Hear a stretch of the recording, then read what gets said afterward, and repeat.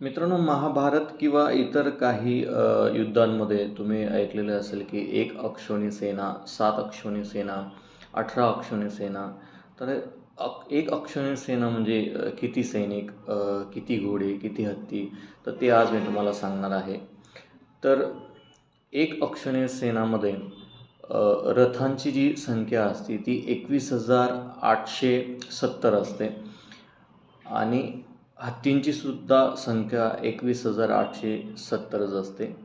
घोड्यांची संख्या जी आहे ती 65,610 इतकी असते आणि पायदळ जे सैनिक असतात त्यांची संख्या 1,09,350 इतकी असते. एवढं ह्या 4 भाग मिळून एक अक्षौणी सेना तयार होत असते.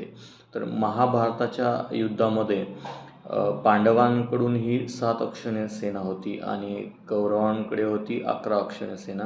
अशी दोघांना मिळून, कौरव आणि पांडव दोघांना मिळून ही टोटल 18 अक्षौणी सेना तयार झालेली होती.